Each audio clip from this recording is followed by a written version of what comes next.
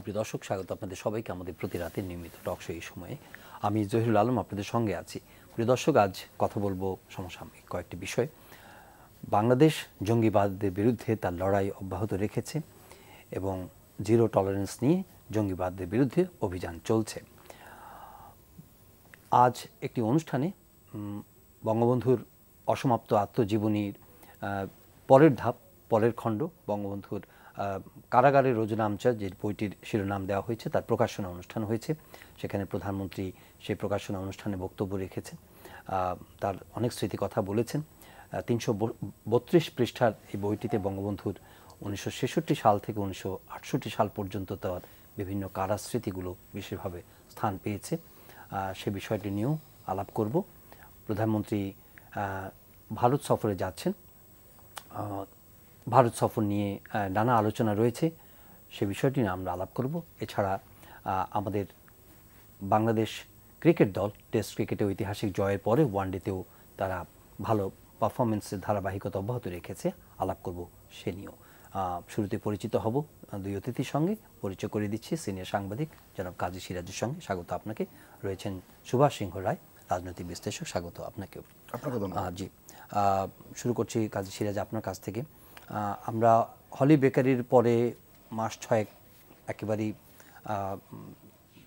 ঠান্ডা পরিস্থিতি ছিল, কোনো ধরনের কোনো অস্তিত্ব টের পাওয়া যায়নি। কিন্তু তারপরে আবার বিভিন্নভাবে আইনশৃঙ্খলা রক্ষাকারী বাহিনী তাদের বিভিন্ন তথ্য নিয়ে সুনির্দিষ্টভাবে জঙ্গি দমন অভিযান অব্যাহত রেখেছে।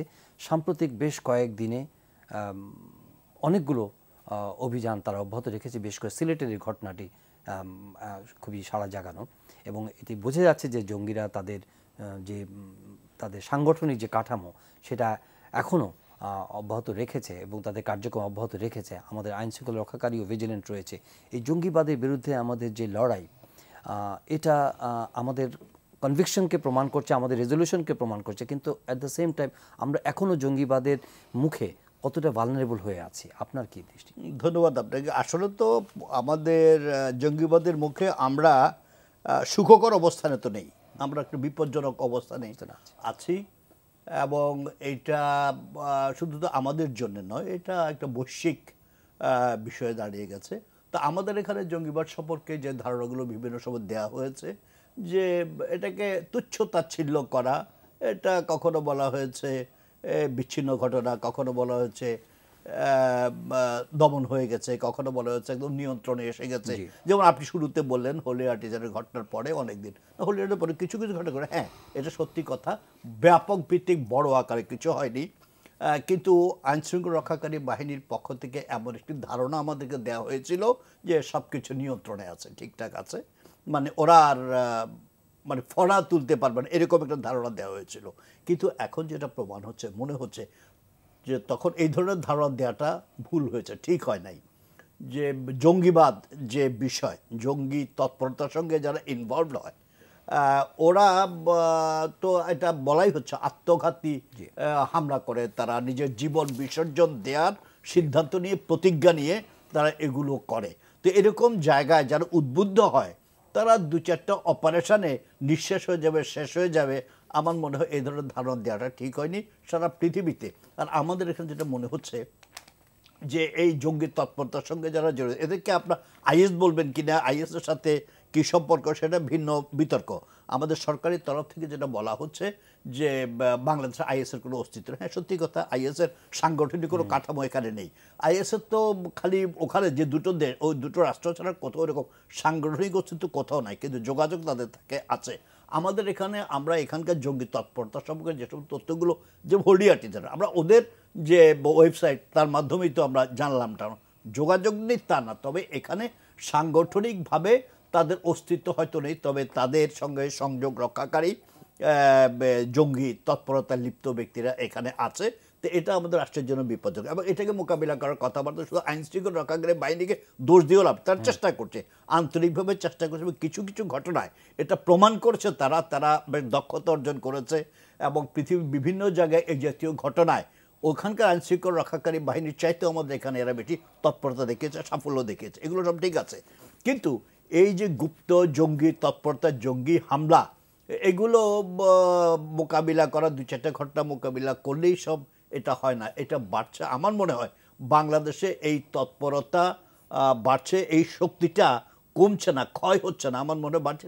লক্ষ্য করছে বিভিন্ন জায়গায় মহিলারাও ইনভলভ হচ্ছে, পারিবারিকভাবে জড়িয়ে যাচ্ছে, এটা ভয়ানক ব্যাপার। আরেকটা হচ্ছে শুধু মাদ্রাসা বা মোল্লা মৌলানা যে ধারণা করা হয় তা না তো, উচ্চশিক্ষিত ছেলেপেলেরা, বিত্তবান ঘরের ছেলেপেলেরা ইনভলভ হচ্ছে। অর্থাৎ এটা একটা অনেককে নেশার ট্যাবলেট খাইয়ে দেওয়ার মতো, অর্থাৎ এই জঙ্গিবাদী চিন্তা ভাবনায় এমনভাবে তারা উদ্বুদ্ধ করছে। তো এটা এখন এটাকে মোকাবিলা করার জন্য আমি যেটা মনে করি, শুধু আইন শৃঙ্খলা রক্ষাকারী বাহিনীর উপর জোরে থাকতে হবে। এদের কতগুলো জিনিস, তিনটা বিষয় আমার মনে হয়, এদের যে অর্থায়ন, এদের আশ্রয়ন এবং এদের যে অস্ত্রায়ন, অস্ত্র সরবরাহ, এই জিনিসগুলো সবচেয়ে বড় জিনিস হচ্ছে এদের অর্থায়ন এবং আশ্রয়ন, যে আশ্রয় দেয়া, তাদেরকে বাড়িঘর বা ভাড়া টাড়া দেয়, এগুলোর সময় অর্থাৎ জনগণের সম্পৃক্ততা দরকার।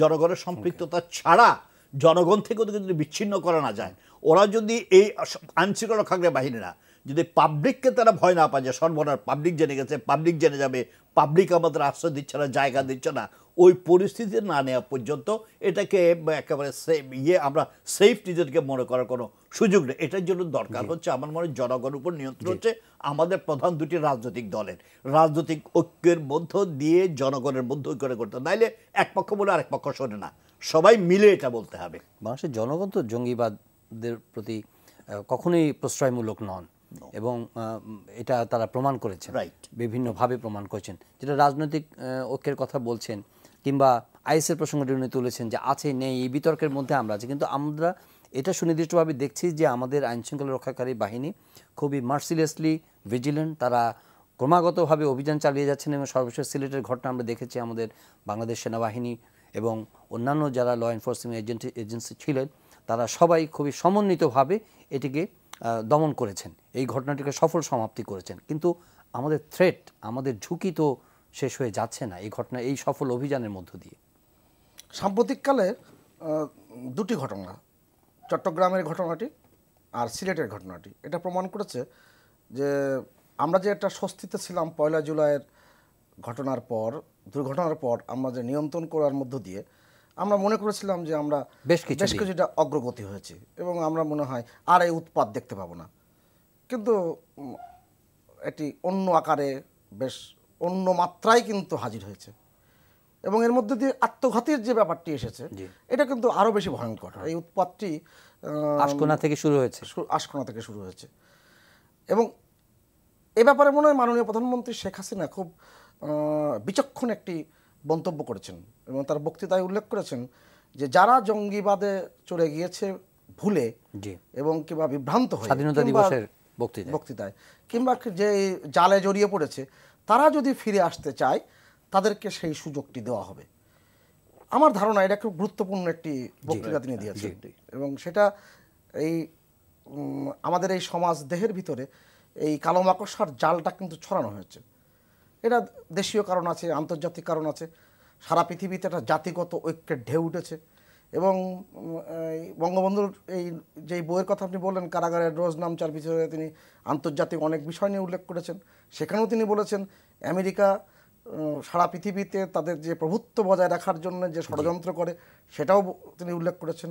তারা নিজের দেশে গণতন্ত্র চায় এরকমভাবে তিনি বলেছেন, অথচ সমস্ত অন্য দেশগুলোতে যাতে গণতন্ত্র না থাকে, যাতে নানান রকম উৎপাত তৈরি হয় তার ব্যবস্থা তারা করেন। এটা কিন্তু এই রাজনীতি অনেক আগে চলে আসছে। কিছুদিন আগে আমাদের দেশে 14টি দেশের একটি পুলিশ প্রধানদের একটি আন্তর্জাতিক সম্মেলন হয়েছে এবং তারা সকলে এসে এই কথাটি খুব খুব দৃঢ়তার সাথে ব্যক্ত করেছেন, বাংলাদেশের আইন শৃঙ্খলা রক্ষাকারী বাহিনী, সরকার খুব দক্ষতার সাথে এই জঙ্গিবাদকে মোকাবেলা করছে। কিন্তু জঙ্গিবাদকে মোকাবেলা করা আর নির্মূল করা কিন্তু এক জিনিস হয় না। কিন্তু মোকাবেলা করতে করতে রক্ষাকারীও দাবি করছে না যে নির্মূল হয়েছে, জঙ্গি মোকাবেলা করতে করতে নিয়ন্ত্রণে, জঙ্গি মোকাবেলা করতে করতে দমনের দিকে আমাদের যেতে হবে এবং এটার জন্য যে একটি বড় ধরনের যে সামাজিক প্রকল্প, রাজনৈতিক প্রকল্প, সেটার দিকে আমাদের কিন্তু এগোতে হবে। যেই ব্যক্তি যিনি এ নিয়ে গবেষণা করছেন, এই যে তিনি সিঙ্গাপুরে থাকেন কিন্তু তিনি শ্রীলঙ্কার অধিবাসী, রোহান গুণারত্ন। রোহন গণত্ব, তার যে বিখ্যাত বইটি, এই বইটি আমি অনেক কষ্ট করে সংগ্রহ করেছিলাম, অনেক কষ্ট করে। এবং তিনি এই যে টেররিজমের ওপরে যে হ্যান্ডবুক তিনি বের করেছিলেন, এখানে সারা পৃথিবীতে যেভাবে যেভাবে জঙ্গিবাদ বিস্তৃত হয়েছে, সেই নিউজিল্যান্ড থেকে শুরু করে নানান দেশে তিনি কিন্তু খুব আলোচিত একটি বই। আমার কাছে একটা জিনিস, একটা বিষয় খুব পরিষ্কার করে মনে হয় যে সমাজ দেহের ভিতরে কিন্তু এরা বসবাস করছে এবং নানা রকম ভ্রান্তির জায়গা কিন্তু তাদের ভিতরে রয়ে গেছে। এবং সবাই যে শুধুমাত্র ওই দীক্ষায় দীক্ষিত হয়েছে তা নয়।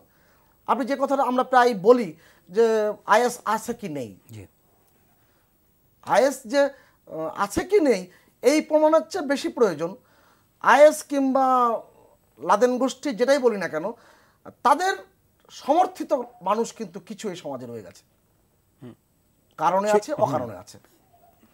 তাদের এই মতবাদটা ভিন্ন এবং এই মতবাদটা ভ্রান্ত, কিন্তু এইটা কিন্তু আমাকে এই সমাজ ব্যবস্থা নিয়ন্ত্রণ করতে গেলে, রাষ্ট্রীয় ব্যবস্থা নিয়ন্ত্রণের জন্য কিংবা রাষ্ট্রীয় ব্যবস্থার একটি গুণগত মান সম্পন্ন করার জন্য, একেবারে বলতে গেলে জঙ্গি মুক্ত আমার যদি সমাজ ব্যবস্থা, রাষ্ট্রীয় ব্যবস্থা তৈরি করতে হয়, আমাদের কিন্তু অনেক রকম প্রকল্প নিয়ে এগোতে হবে। শুধুমাত্র মিলিটারি মানে military hardware solution is not enough, এটা একটা সফটওয়্যার সলিউশন লাগবে এবং এটার দীর্ঘমেয়াদী একটা প্রকল্পের দরকার। এখানে শিক্ষার যে ব্যাপারটি বলা হচ্ছে, শিক্ষার ক্ষেত্রে এই গুণগত মান সম্পন্ন শিক্ষা যেমন প্রয়োজন, তেমন আমার দেশের প্রতি মানুষের ভালোবাসার যে জায়গাটি তৈরি হওয়া, এইটা কিন্তু খুব ছোট বড় থেকেই এটা তৈরি করতে হবে। এবং আপনি খুবই সুন্দরভাবে একটা রেফারেন্স দিলেন, যেটা হলো যে এটা একটা বড় ধরনের পরিবর্তন বক্তব্যের মধ্যে প্রধানমন্ত্রীর এই 26শে মার্চের যে বক্তব্যটি, সেখানে উনি এক ধরনের একটা অ্যাপ্রোচ এবং আহ্বান উনি রেখেছেন যে এদের তোমরা ফিরে এসো, সেই পথ থেকে ফিরে এসো।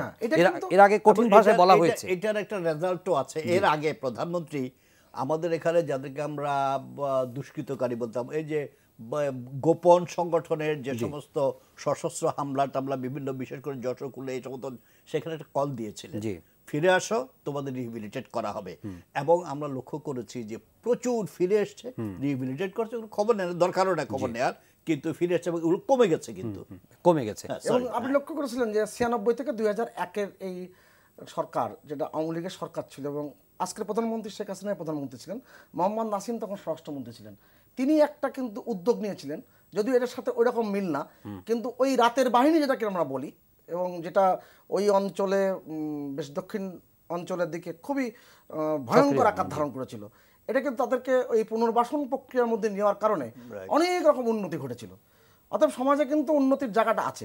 আর একটা ব্যাপার, এই যে আমরা কিন্তু সবাই বিশুদ্ধ গণতন্ত্রের কথা বলি, গণতন্ত্রায়নের কথা বলি, কিন্তু আমরা অনেক সময় ভুলে যাই যে বাংলাদেশের রাজনীতির ব্যবস্থার মধ্যে বেশ খানিকটা ত্রুটি রয়ে গেছে, সেই ত্রুটিগুলো চিহ্নিত করা দরকার। আপনি আকবর আলী খানের একটা চমৎকার বই বেরোচ্ছে এবার বইমেলায়, যে অবাক বাংলাদেশ, বিচিত্র ছলনা জালে রাজনীতি। এই ছলনা জালের রাজনীতি কিন্তু আমাদের অনেক ক্ষতি করেছে। আকবর আলী খানের বই থেকে আমি 3টি লাইন উৎকলন করছি। তিনি 213 পাতা লিখছেন এই বইতে, প্রথমার প্রকাশনীর এই বই। সে বই লিখছেন, বাংলাদেশের বিচার ব্যবস্থা সম্বন্ধে বঙ্গবন্ধু শেখ মুজিবুর রহমান তার অসমাপ্ত আত্মজীবনীতে লিখেছেন, আমাদের দেশের যে আইন, সেখানে সত্য মামলায়ও মিথ্যা সাক্ষী না দিলে শাস্তি দেওয়া যায় না। মিথ্যা দিয়ে শুরু করা হয় আর মিথ্যা দিয়ে শেষ করতে হয়। যে দেশের বিচার ও ইনসাফ মিথ্যার উপর নির্ভরশীল, সে দেশের মানুষ সত্যিকারে ইনসাফ পেতে পারে কিনা তা সন্দেহ।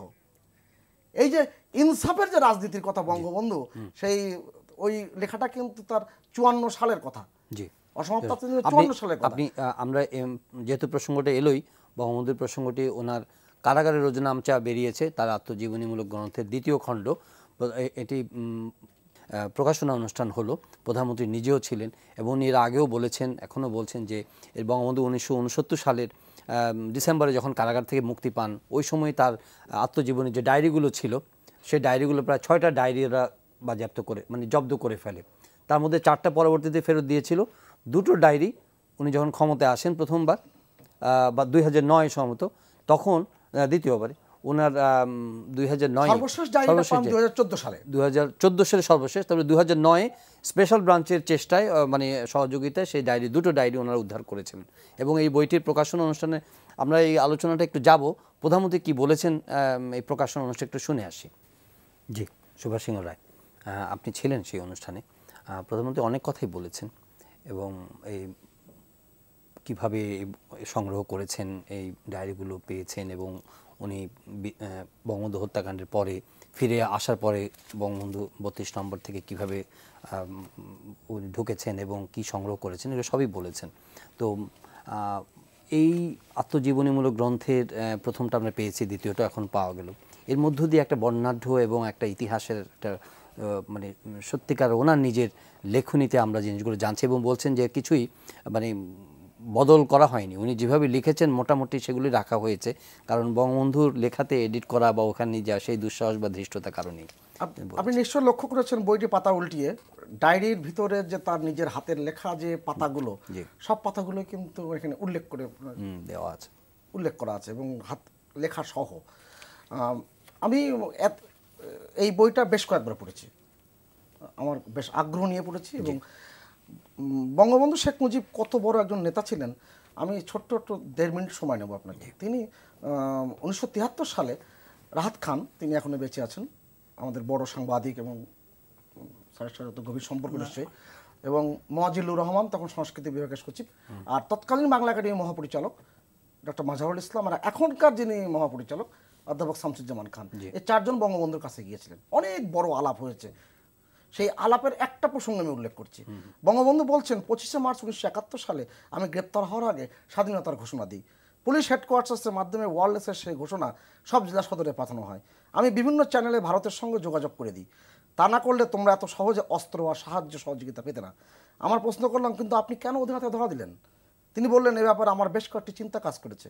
1, আমাকে ধরতে না পারলে ওরা বেশি লক্ষণ করতো। 2, আন্তর্জাতিকভাবে আমরা বিচ্ছিন্নতাবাদী ও ভারতের ক্রিয়ানক বলে প্রমাণিত হতাম এবং এতে আন্তর্জাতিক সহমর্মিতা কমতো। আরও বেশি দেশ আমাদের আন্দোলন সম্পর্কে সন্দেহ পোষণ করতো। আর একটা কথা বলি, তোমরা কীভাবে নেবে জানি না, প্রফেসর সাহেব আমার সঙ্গে একমত হবেন কিনা তাও বলতে পারবো না, তবে আমার সুদৃঢ় বিশ্বাস আমি পাকিস্তানিদের হাতে বন্দী থাকায় আমার দুঃখী বাঙালিদের মধ্যে একটা দুশ্চিন্তা উদ্বেগ যেমন বেড়েছে, তেমনি মানুষ আমার অনুপস্থিতিতে আমার একটা বিশাল প্রতীক মনে মনে তৈরি করে নিয়েছে। এটা ছিল মুক্তিযুদ্ধের খুব বড় একটা শক্তি। আমি প্রবাসী সরকারে থাকলে শুধু একটা প্রমাণ সাইজের মুজিবই থাকতাম। ওদের হাতে বন্দি থাকায় আমি এক মহাশক্তিধর এবং বাংলাদেশের সকল মানুষের প্রাণপ্রিয় নেতার ভূমিকায় স্থান পাই। মানুষ আমার নাম নিয়ে হেলায় হেসে প্রাণ বিসর্জন দিয়েছে। কি অমোঘ অস্ত্র ছিল জয় বাংলা স্লোগান। ওরা যদি আমাকে মেরে ফেলতো তাহলে আমি আরও বড় প্রতীকে পরিণত হতাম। এই যে দেখেন তার যে দৃষ্টিভঙ্গির বিষয়টি এবং তার যে সাহসিকতার বিষয়টি, এটি এই কথার মধ্যে থেকে কিন্তু স্পষ্ট হয়ে আসে। তার অসমাপ্ত আত্মজীবনীর কথা আমরা জানি। বঙ্গবন্ধুর বাবা শেখ লুৎফর রহমান তাকে বলেছিলেন, বাবা দুটো জিনিস কখনো ভুলবা না, এক হচ্ছে sincerity of purpose, honesty of purpose, কখনো ভুলবা না, আর 2, লেখাপড়া ছাড়বা না। এই বঙ্গবন্ধুর এই যে কারাগারে রোজ নামচার ভিতরে বঙ্গবন্ধু যে কত বই পড়েছেন, এবং যখন 68 সালে যখন তাকে আগরতলা ষড়যন্ত্র মামলা নিয়ে যাওয়া হয় ক্যান্টনমেন্টে, তখন ওখানে উর্দু বই ছাড়া কোনো বই ছিল না, কিন্তু তিনি বই নিয়ে ছটফট করছেন, সব কিন্তু উনি বিস্তৃত করেছেন। আমি একটা জায়গায় শুধু উল্লেখ করছি এই পর্যায়ে, এই যে সামগ্রিক বিচারে রাজনীতির ক্ষেত্রে তিনি যে বক্তব্যটি দিয়েছেন আমি উল্লেখ করছি এই মুহূর্তে, সেইটি আমি আপনার সামনে উল্লেখ করি। তিনি 1966 সালের 23শে জুন বৃহস্পতিবার তিনি তার ডায়েরিতে লিখছেন, বাজে গাছগুলো আমি নিজেই তুলে ফেলি।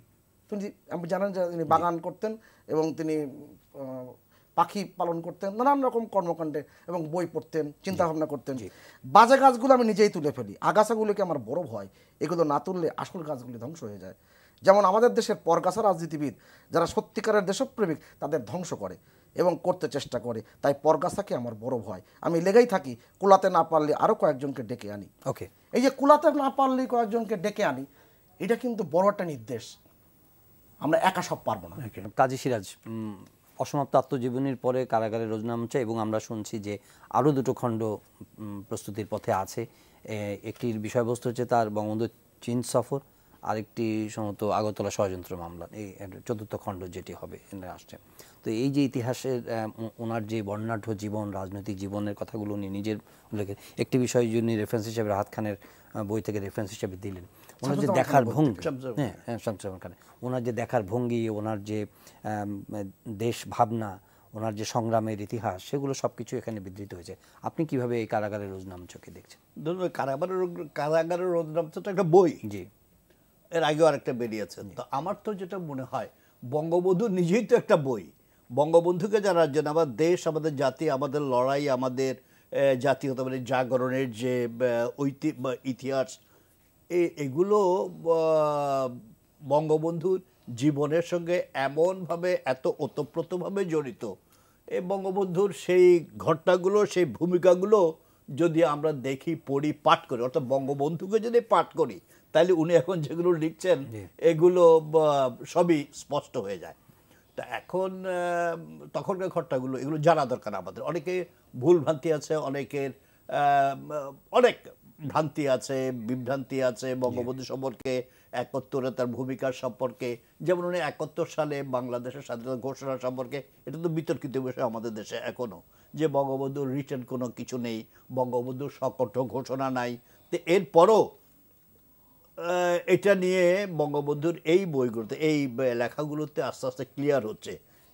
ঝাপসা ছিল, ধোঁয়াশা ছিল, এমনকি আওয়ামী লীগের লোকজন দলের পক্ষে বলতে হয় বলে অনেক কথা বলেন জোর করে, কিন্তু ব্যাখ্যা বিশ্লেষণ দিতে গিয়ে তারাও যখন তথ্য প্রমাণের প্রশ্ন আসে তখন একটু বিপদে পড়েন, যে হ্যাঁ তা তো নয়। বিশেষ করে তাজউদ্দিন সাহেবের মেয়ের যে বইটি আছে, সে বইতে তাজউদ্দিন সাহেবের কিছু কথা আছে, কিছু ভূমিকা আছে, যে তিনি বলেছেন উনি শেষ মুহূর্তে গিয়ে দেখা করলেন, বঙ্গবন্ধু ঘোষণা দেওয়ার কথা লিখে নিয়ে গেলেন, সাইন করতে বললেন, বঙ্গবন্ধু সাইন করেননি, টেপ রেকর্ডার নিয়ে গেলেন যে আপনি তাহলে কথা কণ্ঠে বলেন, আপনি কিন্তু বলে দেন। কিন্তু শারমিন আহমেদের বই এটাও লেখা আছে যে উনি প্রতীকী অর্থে কথা বলেছিলেন, যে রেডিও মেসেজের মাধ্যমে যে যন্ত্রটি এখন কি করব, তো যন্ত্রটি ভেঙে ফেলো। উনি কিন্তু ওটাকে ডিনাই করার জন্য লিখেন নাই যে বঙ্গবন্ধু কোনো ঘোষণা দিয়ে যাননি বা সাইন করেননি। আমি সেটাই বলছি, আমি সেই জায়গায় যাচ্ছিলাম, প্রতীকীভাবে উনি স্বীকার করেছেন। এই কথাগুলো বলে, এই কথাগুলো বিভ্রান্তি কিভাবে ছড়ায়, বিভ্রান্তি তো এই সমস্ত ভাবেই তো ছড়ায়, প্রশ্নগুলো এভাবেই তো আসে। কিন্তু পরবর্তীকালে এটা তো এগুলো সবচেয়ে বড় অন্য কারো মুখে। এখন বঙ্গবন্ধুর নিজের কণ্ঠে, নিজের বক্তব্যে স্পষ্ট হচ্ছে উনি কি করেছেন, যেগুলো তখন তিনি নানা কারণে, ঐতিহাসিক কারণে ওই মুহূর্তে স্পষ্ট করেননি। আরেকটি যে বিষয় যেটা স্পষ্ট, বঙ্গবন্ধু তো his name was a magic name. আমরা তখন তো ওই যে ব্যাখ্যাটা উনি দিলেন যে ওনার অনুপস্থিতিটা কিভাবে কাজ করেছিল, এটা সবসময় দেখবেন আওয়ামী লীগের, বঙ্গবন্ধু যখন আওয়ামী লীগের নেতৃত্বে আসেন তখন আওয়ামী লীগের জৌলুস কিন্তু ছিল না প্রথম দিকে। মানে হোসেন শহীদ সোহরাওয়ার্দীর হাত থেকে যখন উনি নেতৃত্ব নেন, এবং তখন একটা অবস্থা ছিল আওয়ামী লীগের সিনিয়র নেতারা কেউ আওয়ামী লীগ রিভাইভ করতে চান নাই সোহরাওয়ার্দী সাহেবের রেফারেন্স দিয়ে, কিন্তু বঙ্গবন্ধু সিদ্ধান্ত নিয়ে রিভাইভ করলেন।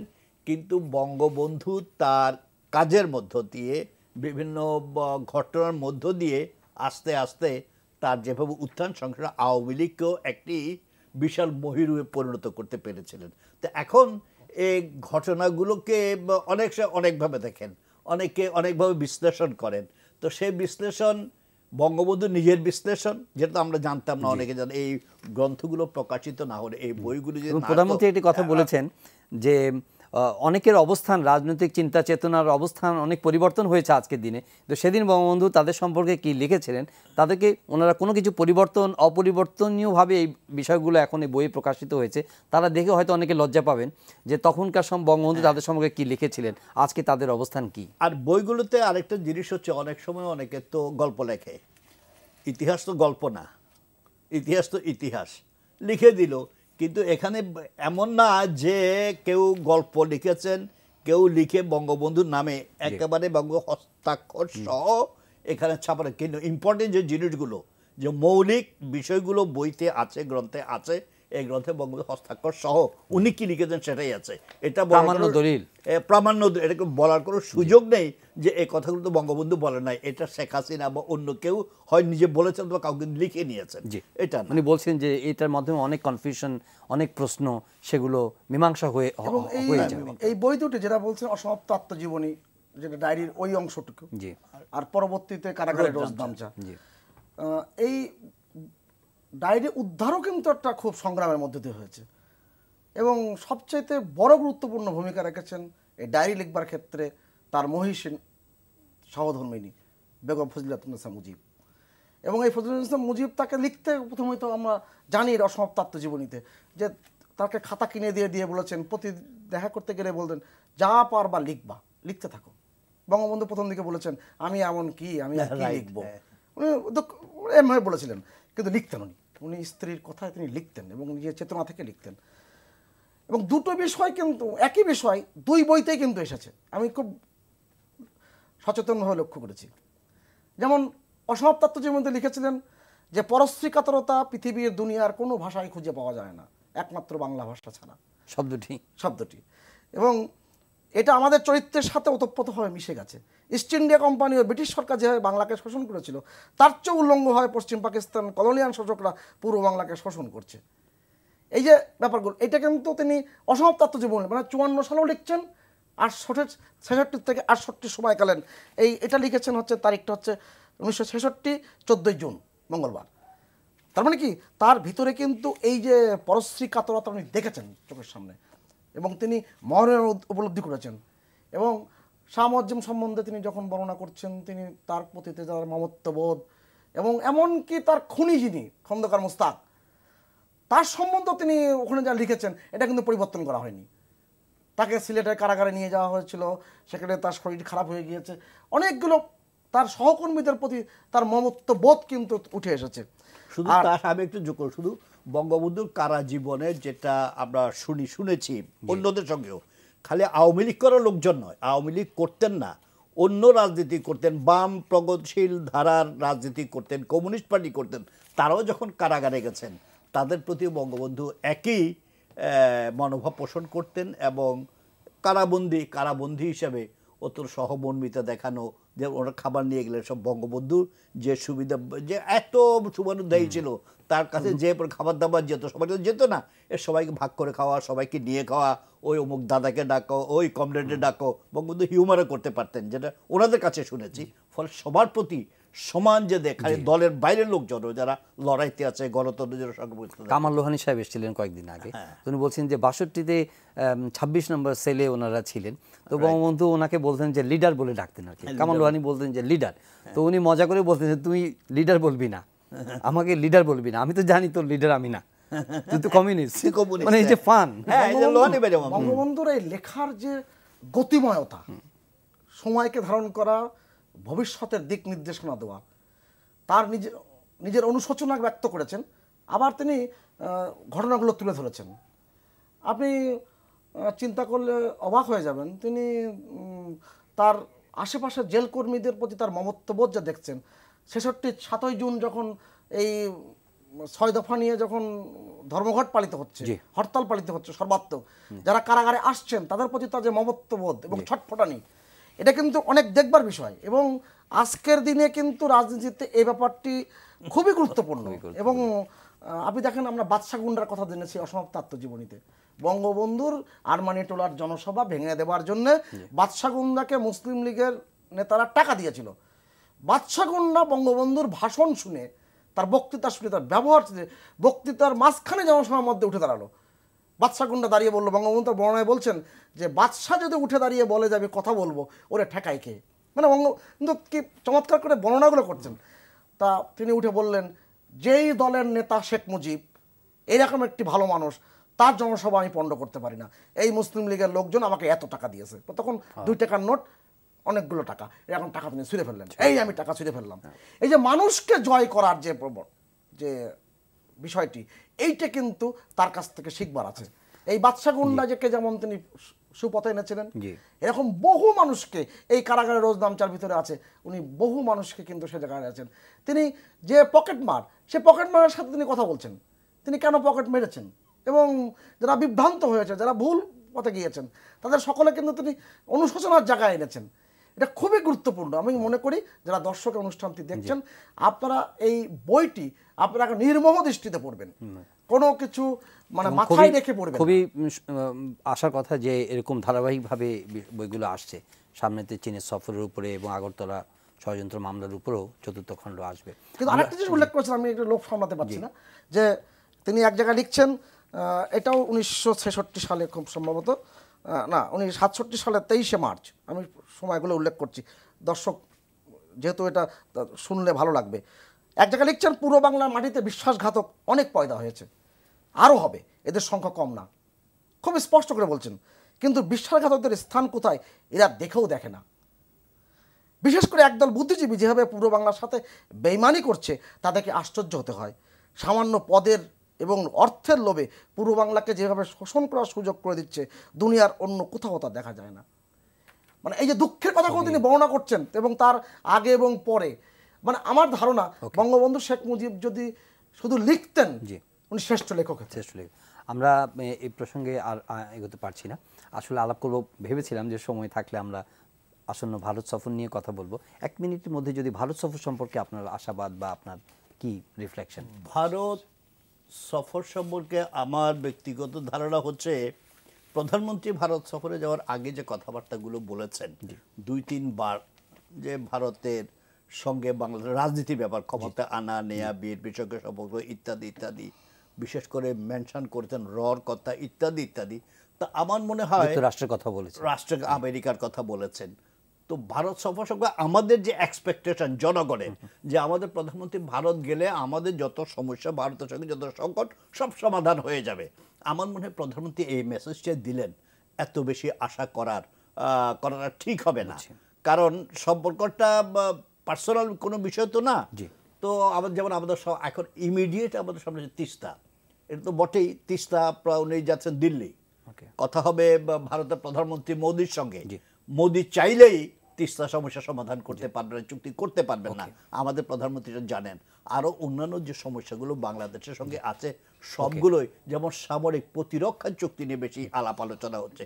তো প্রতিরক্ষার ব্যাপারেও বাংলাদেশের শেখ হাসিনা যত আমি ব্যক্তিগত এখন আমার মনে হয়, এখন আমি মনে করি এটা, যে তিনি বাংলাদেশের নেত্রী, এটা উনি বুঝছেন, চিন্তা করেন, বাংলাদেশটাকে আগে ভাবেন, তারপরে কার সাথে কি বন্ধুত্ব, কার সাথে কি সম্পর্ক, সেটাকে আমার মনে হয় পরে ভাবছেন। সেই জন্য আমার মনে হয় যেটা আলাপ আলোচনা হচ্ছে, চুক্তি ফুক্তি করে উনি একেবারে দাস খট্ট দিয়ে চলে আসবেন, আমার এরকম মনে হচ্ছে না। জাস্ট খুবই একেবারে দুটো বাক্য ব্যবহার করব। বাংলাদেশ দিল্লির যে সম্পর্ক, সেই সম্পর্কটি ঘনিষ্ঠ, কিন্তু তা হলো অনেক ঘাটতি আছে আস্থায়। এই আস্থার জায়গাটি আরো নেওয়ার জন্য, গ্যালভানাইজ করতে হবে, এটাকে আরো শক্ত করবার জন্য এই সফরটি খুব গুরুত্বপূর্ণ। আরেকটা কথা আমি মমতা ব্যানার্জির গত 3 দিন আগের বক্তব্য আমি খুব স্মরণ করতে চাই, আমি দর্শকদের কাছে আমি আশাবাদ ব্যক্ত করতে চাই। মমতা ব্যানার্জি খুব ক্ষোভ নিয়ে বলেছেন, শুনছি মেয়েতে চুক্তি হবে, আমি কিছু জানি না, মেয়েতে চুক্তি হবে এবং ফিরতি সফর, যেটা নরেন্দ্র মোদী বাংলাদেশে আসবেন এবং সেখানে এই চুক্তি হবে এবং সেখানে আমাকে রাবার স্টাম্পে সিল মারার জন্য আমাকে ব্যবহার করা হবে, এটা তো সহজ না। সে যে ক্ষোভের সাথে বলেছে, আমার ধারণা এখানে আসার সম্পর্কটা এগোচ্ছে এবং এই জায়গাটা কিন্তু আমরা দেখতে চাই এবং নিশ্চয়ই সেই জায়গা আমরা এগোতে। ধন্যবাদ আপনাদের দুজনকেই। প্রিয় দর্শক, আজকের অনুষ্ঠান এখানে শেষ করছি। সবাই ভালো থাকবেন, আর দেখা হবে পরের অনুষ্ঠানে। এই অনুষ্ঠানটি আপনি অনলাইনে দেখতে পারেন, ভিজিট করুন www.ntv.com।